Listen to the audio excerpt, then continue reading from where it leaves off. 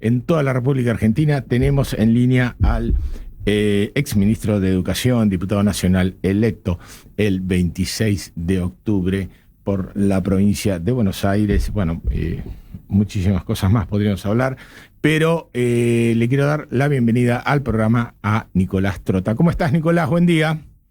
¿Qué tal, Fernando? ¿Cómo estás? Muy buenos días. Muy bien, muy bien, muy bien. Contento de tenerte en el programa. A ver, estaba leyendo algo de cuestiones que, bueno, de alguna manera vas reflexionando por estos días y me quedé con una frase que dijiste que, refiriéndote al proceso interno que está sufriendo la fuerza que integras, decís, no debemos ser solo reactivos, debemos trabajar con alternativas. Ya el basta, el frenar a Milei, es como que cumplió una etapa, se cierra el 26 de octubre y hay que pensar otras cuestiones para este segundo tramo del gobierno, pensando en el 2027, ¿no? Sí, efectivamente, en esas dos dimensiones temporales, ¿no? Por un lado, el desafío de cara al 2027, cómo el peronismo construye una alternativa federal que vuelva a reconectar con un sector de la sociedad, y en el corto plazo, por supuesto, lo que debe ser el rol institucional en ambas cámaras del Congreso Nacional, frente a la agenda que despliega el gobierno de Milei, en un contexto, desde nuestra mirada, que se acelera a partir del modelo macroeconómico de Milei, de endeudamiento externo, de sobrevalorización de nuestra moneda, que es el peso, la destrucción de empleo, la precarización del mercado de trabajo y, por el otro lado, la caída de ingresos, que eso va a conllevar lamentablemente a la profundización de la desigualdad. Y frente a eso, el gobierno está presentando a la sociedad supuestas soluciones que para nosotros van a agravar la situación social. Por ejemplo, una reforma laboral, como plantea el gobierno. Y esto quiere decir que el peronismo se tiene que oponer a una reforma laboral o una actualización laboral. Yo creo que nosotros no tenemos que oponer a una reforma laboral como la que presenta Milei, que atenta contra los derechos adquiridos de los trabajadores y que no va a tener ningún impacto positivo en la creación de nuevos puestos de trabajo. Lo que sí creo que tenemos que proponerle a la sociedad es un camino vinculado a cómo incorporamos, ¿no?, a un proceso de actualización del universo del trabajo en la realidad actual que estamos transitando y cómo le damos derechos progresivamente a muchos trabajadores que hoy están en la informalidad, que lamentablemente es la mitad de nuestra población económicamente activa. Pero esto creo que es lo que tenemos que empezar a discutir en el Congreso Nacional, con la claridad de plantear que ningún proceso que implique precarización del universo del trabajo, ¿no?, ataque a los derechos de los trabajadores, va a tener un impacto positivo en la creación de empleo. La creación de empleo se vincula en Argentina y en el mundo íntimamente a las condiciones macroeconómicas y a las condiciones del mercado. Cuando la macroeconomía crece, ¿no?, cuando vemos que se empieza a consumir más en la Argentina, se crea empleo.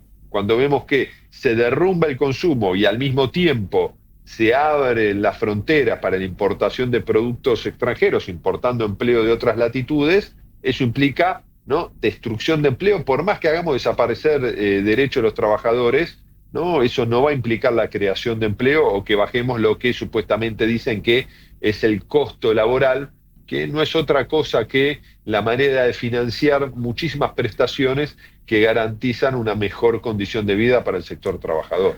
Vos vas a ingresar al Congreso el 10 de diciembre y bueno, se supone, no está todavía tan claro, pero que el tema presupuesto y las 3 reformas es como el mega paquete.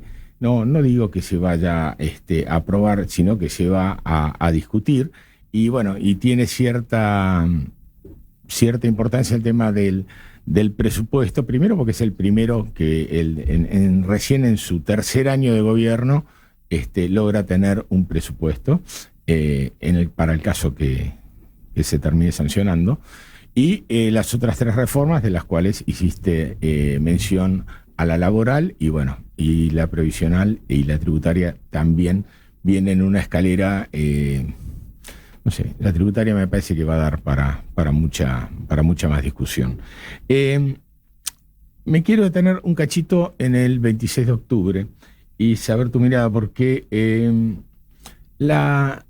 algunos medios y algunos comunicadores lo presentaron como un aval a libro cerrado a lo que fue el gobierno en sus primeros 2 años.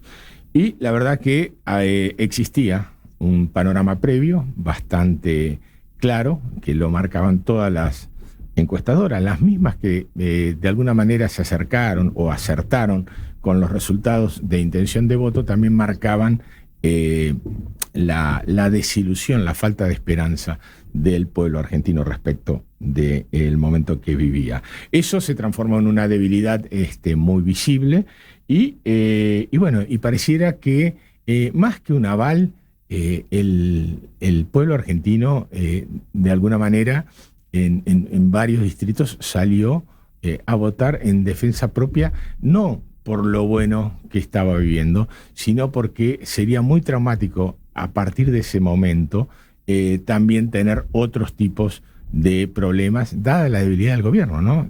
Acordate el viernes que no llegaba el lunes y que entró Estados Unidos. Bueno, después vamos a hablar de eso.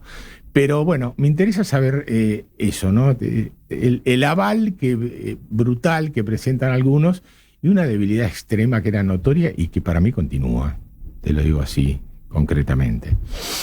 Sí, yo creo que, Fernando, la inestabilidad es la regla de estos tiempos, ¿no? En Argentina y en el mundo, ¿no? Por lo que es la manera de informarnos, por los propios comportamientos sociales, y eso también creo que se agrava en la realidad de la Argentina, que está atravesado además no solo por inestabilidad política, sino principalmente por inestabilidad económica y cambiaria.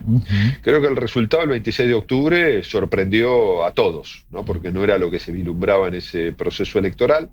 Me parece que hay múltiples factores para analizar el resultado. En primera instancia, por supuesto que salió victorioso la expresión de La Libertad Avanza, no en términos de construir una mayoría, pero sí de construir una primer minoría, ¿no? Y que en ese sentido, el primer elemento que tenemos que dejar claro, que implica que La Libertad Avanza se fagocitó a todo el PRO y a un sector también del radicalismo, ¿no? Para mencionar un ejemplo, lo que puede ser Chaco o Mendoza, donde todos los candidatos o los principales candidatos que ingresaron son de La Libertad Avanza y no del radicalismo, que sí tuvo mayor preponderancia en la definición de las candidaturas provinciales, ¿no? En el caso de Esdero y en el caso del gobernador de la provincia de Mendoza, ¿no? Y en ese sentido creo que ahí tenemos el primer elemento. El segundo elemento creo que también es un gobierno joven. No es un gobierno que no llega a los 2 años, ¿no? Tenía 22 meses al momento de llevarse a cabo la elección, y creo que hay un sector de la sociedad, más allá que ha visto su calidad de vida perjudicada en estos 22 meses y que tampoco venía de una situación de bienestar, por eso votó a Javier Milei para que cambien las cosas, que por más no hayan cambiado positivamente, todavía le dio quizás una última oportunidad a Milei para ver si puede desplegar respuestas que ha sentido que el peronismo y Cambiemos no se la dieron desde el 2015 en adelante, ¿no? A un gobierno joven se le da todavía una luz de expectativa por una parte de la sociedad.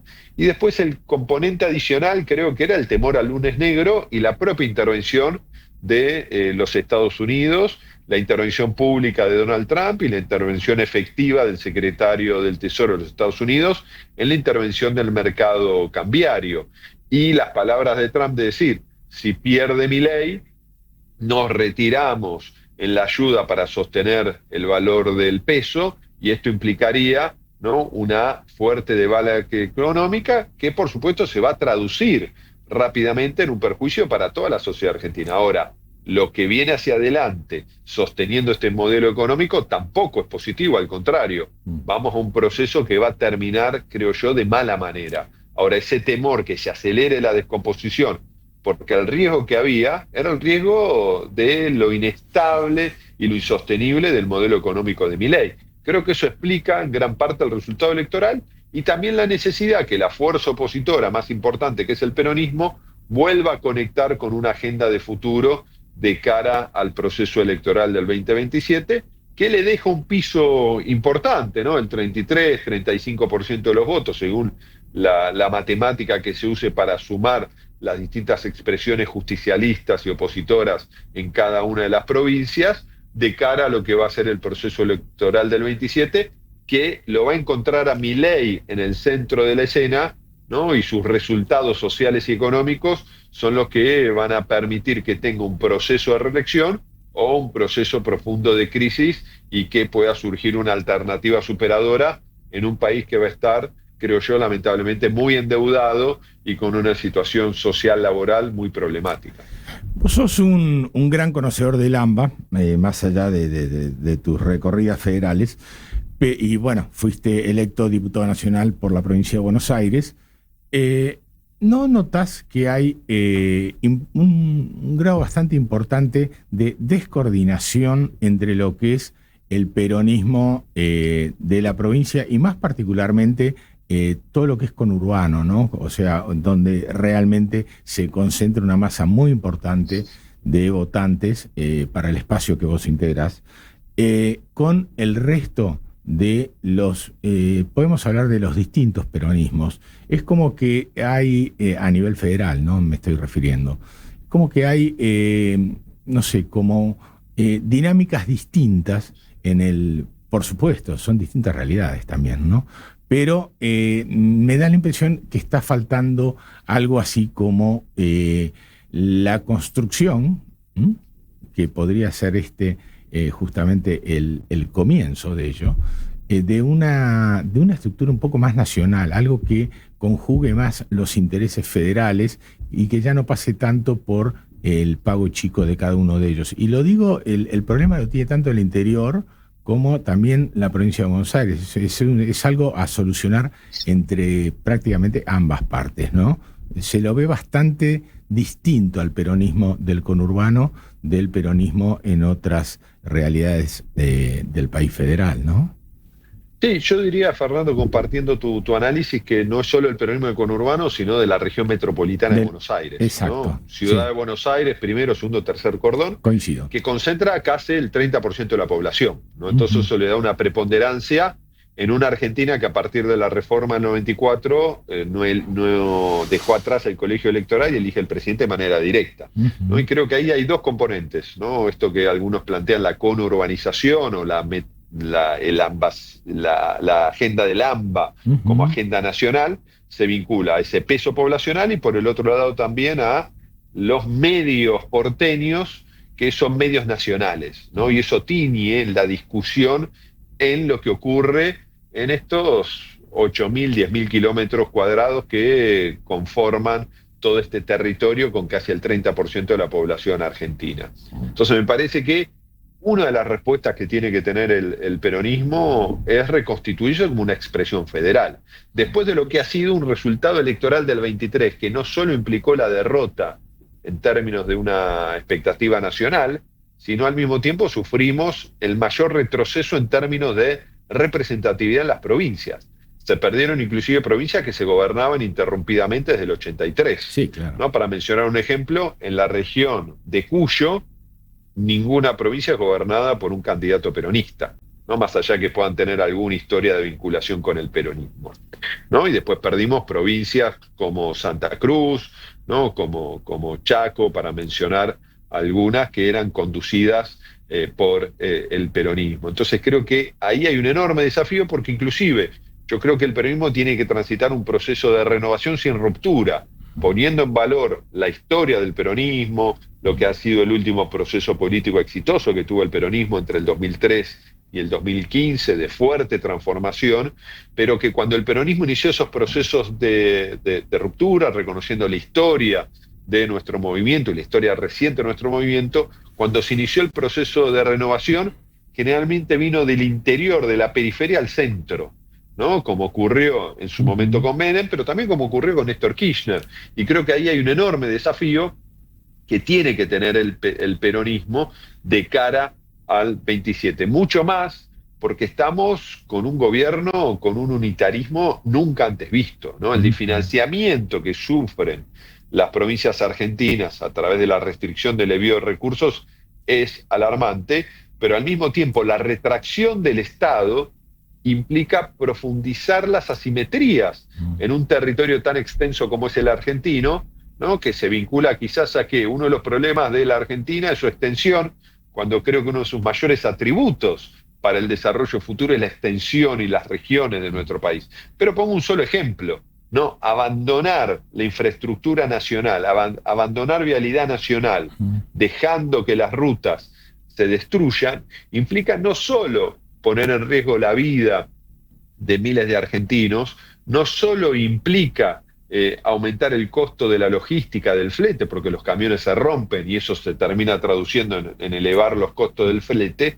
sino implica renunciar a construir una Argentina armónica que necesita bienes públicos. Si el país crece económicamente y no hay una planificación a ese desarrollo, Argentina va a seguir concentrando su crecimiento en la región del AMBA, ¿no? Porque es donde estamos más cerca del puerto, es donde hay mayor concentración poblacional, es donde está nuestra matriz industrial más desarrollada, y lo que necesitamos es un plan que nos permita, ¿no?, un desarrollo más armónico, que entre otros aspectos nos permitiría resolver el marco de fuerte concentración poblacional que tenemos en la región metropolitana de Buenos Aires, que hay pocos países que tienen tanto desequilibrio, en tan pocos kilómetros, un nivel de concentración tan fuerte de la totalidad de su población. Por ejemplo, no ocurre en Brasil, claro, ¿no?, que por supuesto tiene San Pablo y tiene en Río dos urbes muy pobladas, pero tiene un mayor equilibrio. San Pablo no concentra el 30% de la población del Brasil, para mencionar un ejemplo, ¿no? Concentra el 10%. El 15%, sí, 12, 13, 14% de la población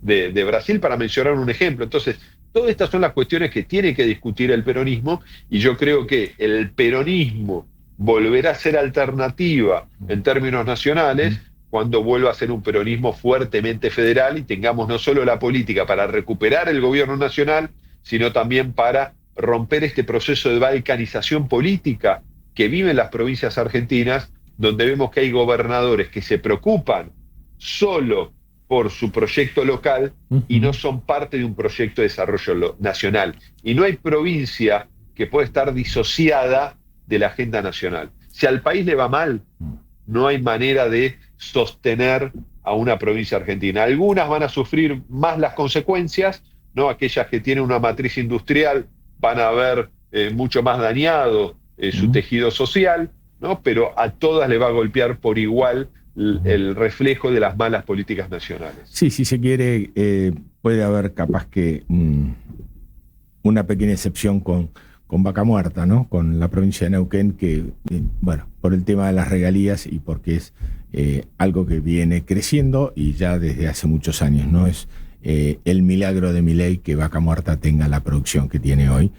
Al contrario, Fernando. No, por eso lo quería aclarar. Es respuesta, como decís vos, a las políticas públicas, porque si no se hubiese nacionalizado YPF, ¿no? Si YPF hubiese seguido en manos de Repsol, ¿no? Un país que no tiene petróleo, ¿no? Y que digo, a diferencia, YPF debería haber comprado Repsol, no Repsol YPF en los 90, para decir un ejemplo. Si no se hubiese nacionalizado YPF, priorizando el desarrollo de YPF en la región de Anielo, de Vaca Muerta, y no se hubiese terminado el gasoducto Néstor Kirchner, la situación no solo de Neuquén, sino la situación de Argentina sería distinta, porque hoy, ¿no?, logramos empezar a tener un segundo generador de divisas, que es un problema estructural histórico de los últimos 30 años de la Argentina, que es Vaca Muerta. Le sumamos a eso el generador de divisas y de desarrollo tan importante que es el sector agropecuario argentino, y le tenemos que sumar también el sector de la minería sostenible, por supuesto la economía del conocimiento, que también genera más de 7.000 millones de dólares de exportación de servicio, pero a todo eso le tenemos que sumar un sector industrial. No podemos seguir regalando nuestro mercado interno, ¿no?, abriendo nuestra economía, además en una realidad económica global de un mundo que se cierra. Claro. Por eso es tan inentendible. Donald Trump y Milei parece que son amigos. Ahora, la realidad en la administración de la política comercial de los Estados Unidos es diametralmente opuesta a la que está llevando adelante Milei en la Argentina. Sí, hay una... entre ayer y hoy salió el tema de la licitación de los trenes de carga, un nuevo retroceso. Estábamos también en estos días con el tema de Nucleoeléctrica, quien maneja todo el tema nuclear en la Argentina, que la gente a veces desconoce, pero ser parte mundialmente de lo que es el club de los países nucleares es algo absolutamente clave en esta época, porque además algunos dicen que gobernar la Argentina es gobernar el dólar, es el dicho de un amigo nuestro, y otros, pero el mundo, en realidad, la pelea hoy es por la energía. O sea, la próxima, desde Elon Musk hasta cualquier otro que le preguntes, te dice, la próxima crisis va a ser una crisis energética. Y la Argentina no avanza con infraestructura, ni para lo público, pero acá está la contradicción. O sea, vos estás pidiendo inversiones que se hace muy difícil que lleguen a la Argentina, producto de que no tenés la infraestructura necesaria como para atraer determinadas inversiones. Tampoco ni siquiera tenés ordenada la macro.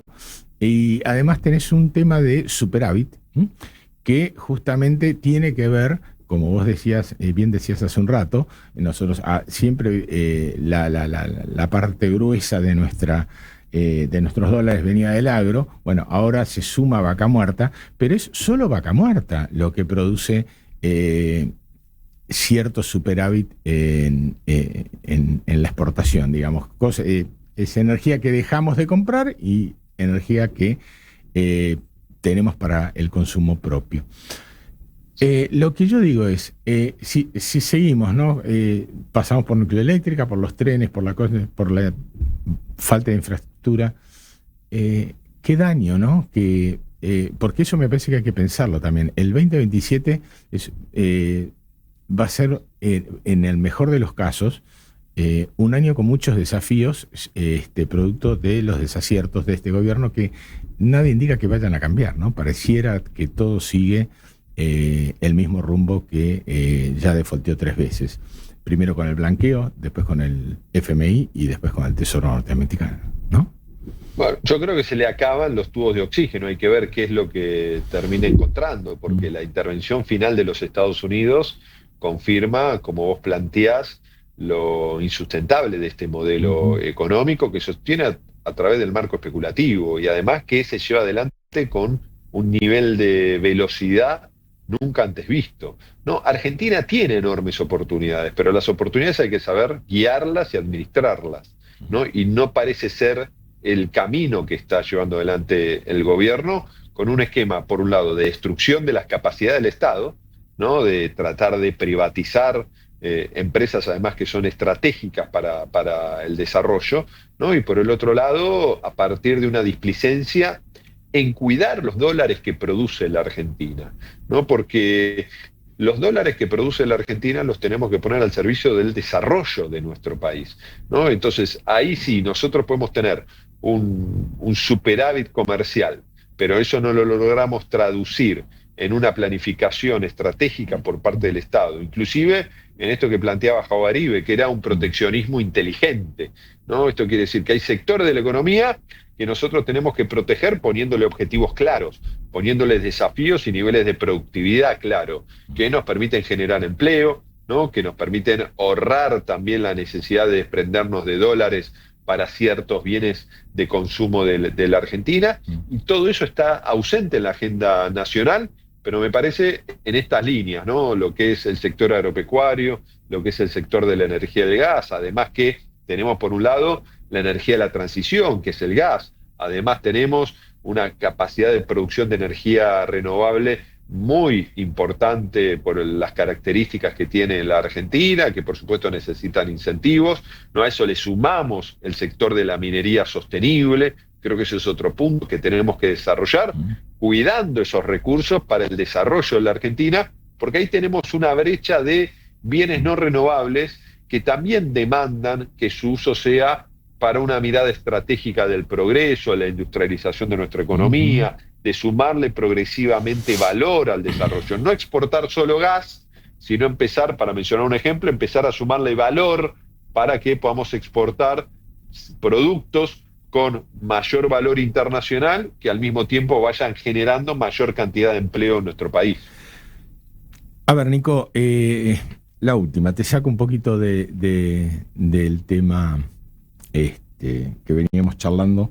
Me quiero meter, fuiste ministro de Educación de nuestro país, y mejorar la educación, ¿no? Como primer mojón de una sociedad más justa, me parece que hay que poner, es una opinión personal, todos los cañones ahí. Me parece que la Argentina no se puede seguir dando el lujo de ir retrocediendo en toda la escala educativa, desde los jardines hasta la universidad. Y bueno, vemos cómo va creciendo la marginalidad. En lugar de crecer el proceso educativo en todos los niveles, va creciendo la marginalidad. ¿Cómo se invierte esta tendencia, Nico? A ver, da para horas de conversación. Me imagino, sí, pero en un minuto y medio la sacás de taco. No, tratar de resumirlo. Dos aspectos. Es muy importante lo que pasa en las cocinas de nuestros hogares para mejorar los procesos de aprendizaje. Cuando el país se derrumba, es muy difícil disociar la escuela de lo que pasa en las casas, ¿no? Y eso lo tenemos que tener en claro, ¿no? Y lo segundo es que tenemos que mejorar lo que ocurre en las aulas. Y para mejorar lo que ocurre en las aulas hay múltiples aspectos. Un aspecto central, yo creo que la inversión prioritaria encabeza el Estado Nacional en las provincias, garantiza condiciones indispensables no suficientes para mejorar la calidad educativa, ¿no? Y creo que ahí hay múltiples aspectos que al menos quiero compartir con vos los títulos. Sí, claro. No tenemos que ir a un proceso de nacionalización de ciertos aspectos de la agenda educativa. Yo creo que tenemos que nacionalizar salario, carrera y formación docente y constante de los maestros y maestras. Eso es un punto central.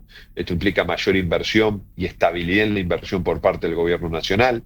En la educación obligatoria, más de 3 pesos de cada 4 lo invierten las provincias, y eso le sumamos, y el resto del Estado Nacional, eso le sumamos que en un proceso de desinversión nacional, como estamos viviendo, inédito, ¿no? Una caída del 50% en estos 2 años de lo que invierte el Estado Nacional en la educación en términos generales, donde ahí también vemos el fuerte impacto en la educación superior universitaria, que solo financia el Estado Nacional.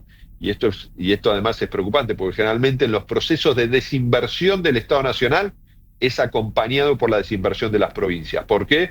Porque por un lado no sienten la presión del Estado Nacional para mejorar sus instancias de inversión en la educación obligatoria, y al mismo tiempo generalmente cuando el Estado Nacional desinvierte, generalmente también es reflejo de los procesos de caída de recursos del Estado Nacional, que también impacta en la educación. Por ejemplo, gestión de Macri.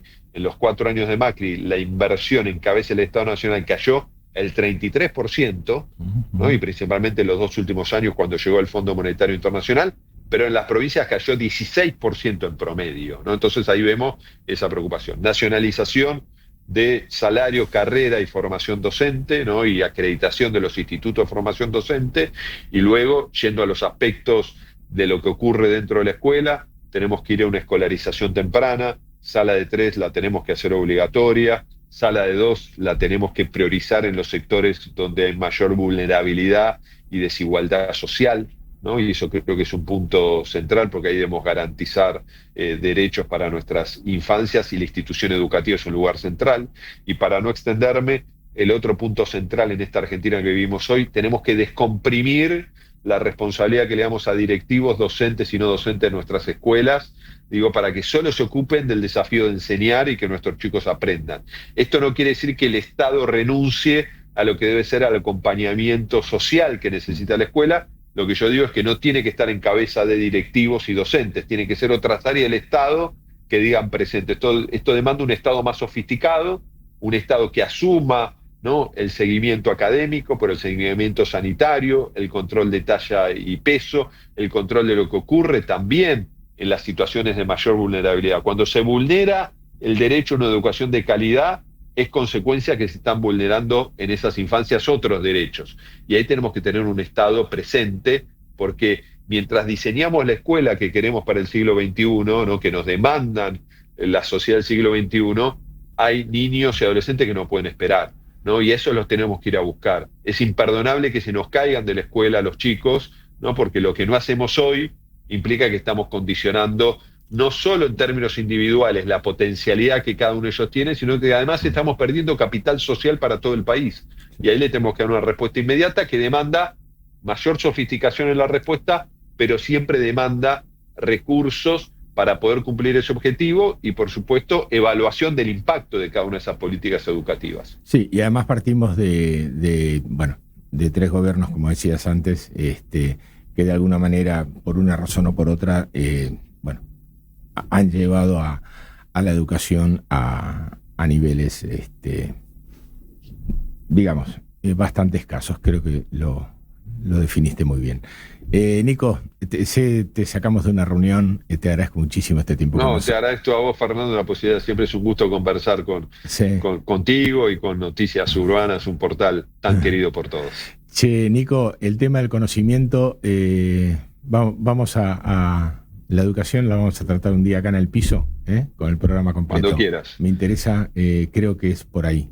La prioridad es absolutamente esa para la Argentina de hoy. Educación y ciencia y tecnología son lo que ha hecho a los países grandes, ¿no? Y no alcanza con tener vocación tan cambiante en términos de priorizar esas dos agendas, ¿no? Que es lo que ha pasado en la Argentina en los últimos años. Me parece que eso demanda un compromiso de toda la sociedad, así que siempre a disposición, Fernando. Sí, políticas de Estado. Bueno, te mando un fuerte abrazo, ¿sí? Un abrazo, gracias. 12 horas, 40 minutos en toda la